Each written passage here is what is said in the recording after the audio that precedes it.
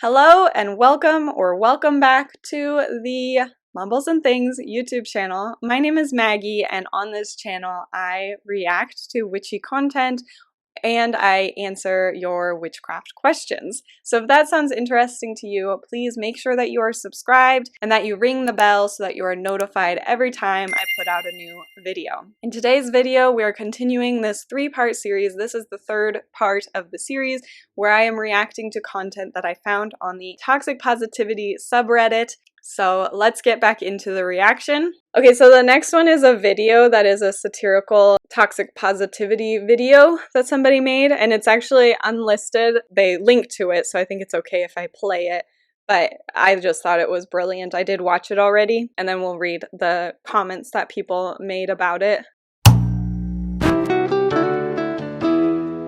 Be Positive. Written and narrated by Susie Sunshine. Chapter 1. Letting the light in.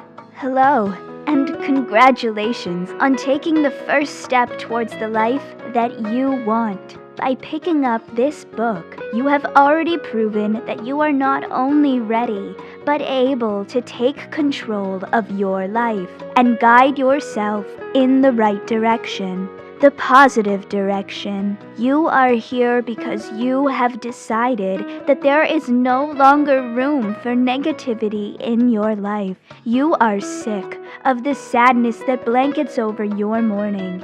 You are sick of the sun not shining as bright as it used to. You are sick of your life not going in the direction that you dreamed it would. Well, you will be happy to know the only thing that is keeping you from a lifetime of happiness is you.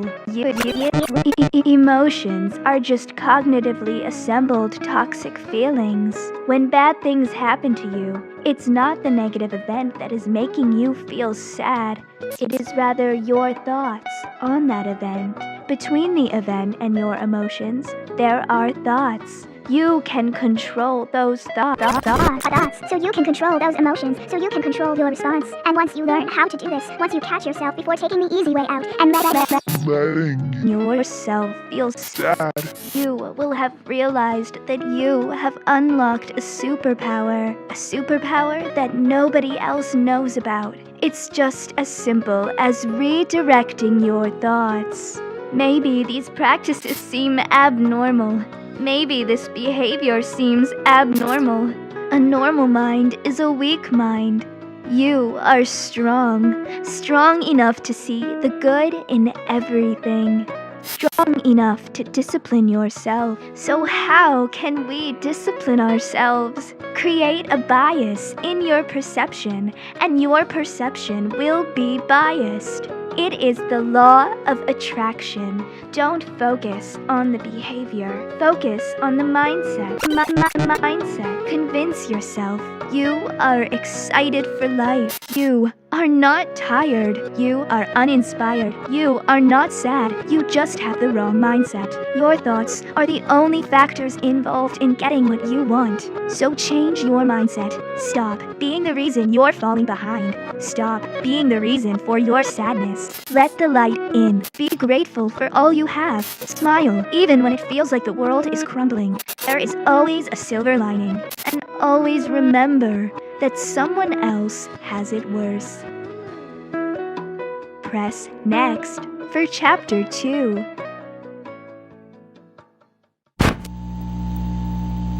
I played it all the way through. I hope that they don't mind. The video is unlisted because they had done it as a school project, but I thought it needed to, the flow of it was really what made it so powerful. It's just so well done because I have read books that was like the introduction of the book, and I ate it up.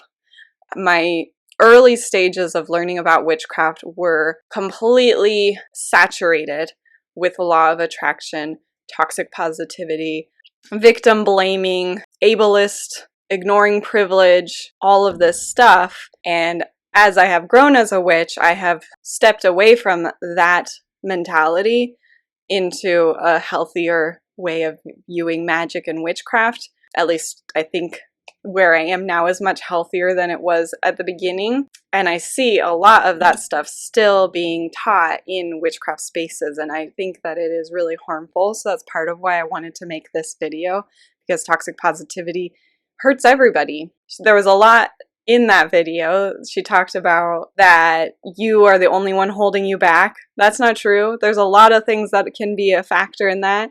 I do think that we have the opportunity to make changes in our lives. I think that, you know, the choices that we can make can move our life in the direction that we want it to go into. It doesn't mean that it's not like equal footing, that everyone can like say, you know, I'm going to start a business and that is where I'm going to direct my life, and everyone will have the exact same experience doing that just because they use magic to help them. I think that all of, like, we don't live in a vacuum when we practice witchcraft. All of the same structural issues that exist for mundane actions exist for magic actions. They are in effect still. Some people don't believe that. That's what I believe. I think that's a much healthier way to view magic. Talking about emotions as if we have an ability to control them is toxic. I think we can learn to understand our emotions better. I think we can learn to move past them in a healthy way where we don't hurt ourselves or another person. But I don't think we can control which emotions we experience. We feel sad because things are sad. The circumstances of something we're going through makes us feel sad. It's not because we decided to be sad. It's just a feeling that we have. It's separate from our thoughts. And honestly, I feel like a lot of people who have been for the past like 2 years of this Panini panorama pantomime that we've been going through, 2 years, I guess, going on 3. The people who are pretending that it's not a thing, saying to look at the good things, like, well, that many people have passed away, but look at how many people survived it. I think all of that is a form of toxic positivity. And it's like what I was saying before about that book, Bright-Sided. It's just baked into our culture in America. So this toxic positivity thing, it's like a disease. It spreads. We need to put a mask on and stop spreading it. We need a vaccine against toxic positivity.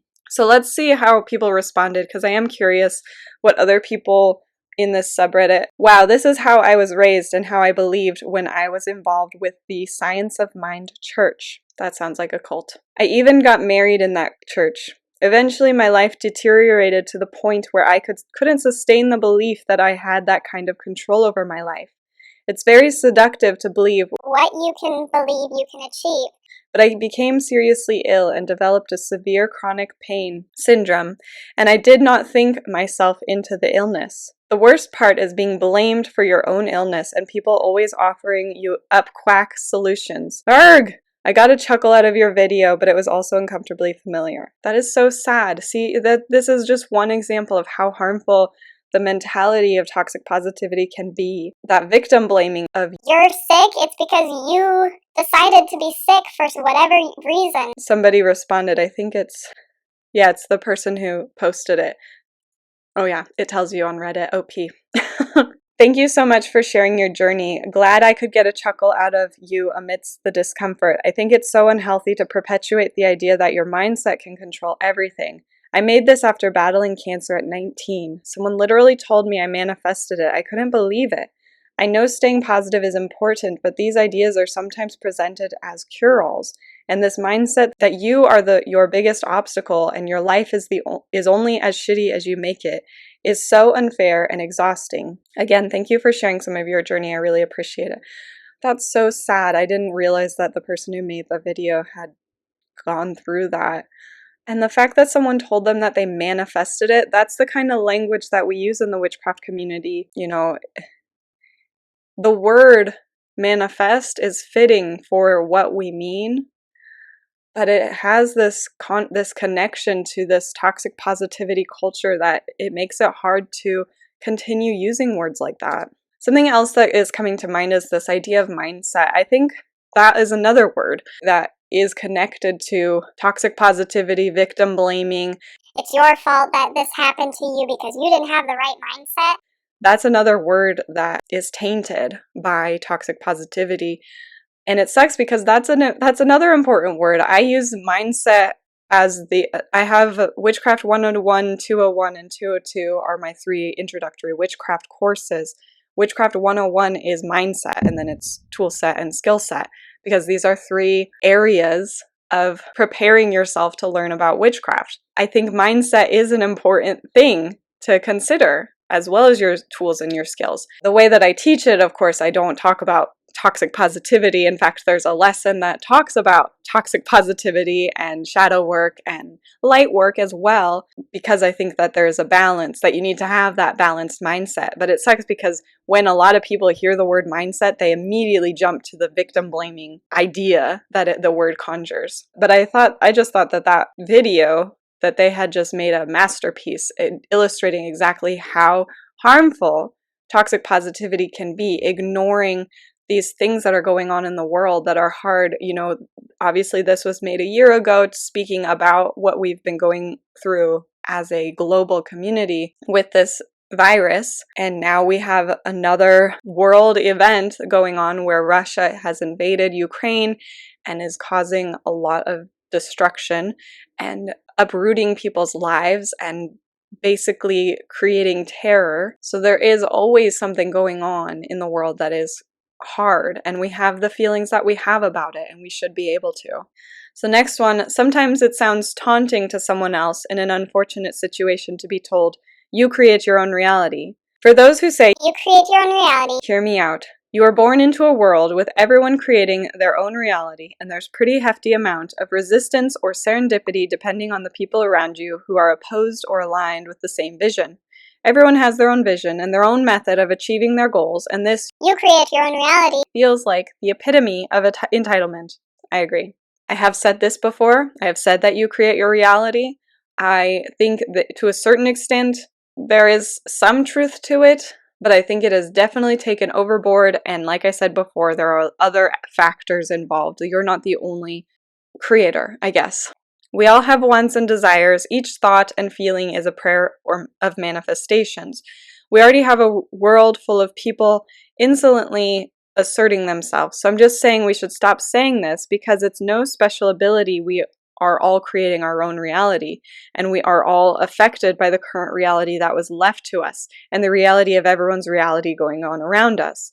And some would go as far as to say this reality is a simulation, which maybe it is, and we, outside of this reality, predestined it for ourselves as an experiment to experience limitations and emotions. Whatever this reality is, it involves real people, so you can't say, the way you see the world is the way you see yourself.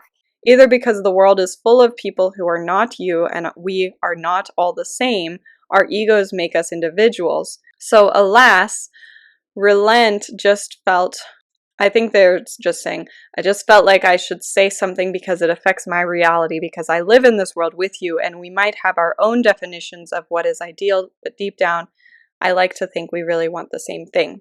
Someone responded, taunting doesn't seem to fit the description of how I feel about that statement. It's completely invalidating. I agree with that. I think taunting is like not strong enough. It really does invalidate the experience of people who are going through something hard, that they've made a choice to be in that situation. Like we were talking about, people don't choose to be sick. People don't choose to be in poverty. People don't choose where they're born even. But yes, it's completely invalidating. It feels like victim blaming, they say, and I agree. It's saying, my relation or feelings are solely my responsibility, so I should be able to create a magical relationship solely by changing myself. And it doesn't matter that my family mistreats me because I create my own reality, so I am either imagining the mistreatment or I should just be happy regardless of the mistreatment, because no one can make you feel something. And then like a face with like a straight line mouth. Honestly, I want to punch people who said these phrases, because I'm too exhausted to explain exactly why and in how many ways this is absolutely wrong. The only good way would be if they said something that meant it's okay to cut those people out of your life if you need to, instead of the broad statement. So yeah, I think that last statement is exactly why I don't completely disagree with you create your reality. I disagree with it most of the time. Many people use it in a way to invalidate someone's situation or to blame someone for the situation that they're in or what they're feeling. But this last statement of it's okay to make choices that can help you to not experience those things, I think that that's a good way to use that phrase. You create your reality, so you can make a choice to not spend time with that person. And even in that case, sometimes you can't make that choice. If you're a child and you are legally obligated to live in the home of your parents and they don't treat you well, like in that case, you don't really have a choice to cut them out of your life. So even in that case, it's not a blanket statement. And they said that you can't really make it broad like that. Anyway, those are all the reactions that I have from that subreddit. It doesn't seem like it's active, so I doubt I make another video like this. That concludes all of the reactions for part 3 of this series. Thank you so much for watching. If you haven't seen part 1 or part 2, make sure that you go back and watch those 2 videos. And if you come across anything like this that you want me to react to on this channel, please send it my way. There are directions for doing so in the description below. I'd really appreciate it. It helps me, it saves me a lot of time when people send me things to react to rather than me seeking them out. I do have a library of things that I'm going to respond to and share my opinion about, but having more is always better. So if you have anything to share, please follow those instructions and I will look forward to sharing what you send me. So again, thank you for watching. Like the video if you liked it, and I will see you in the next one.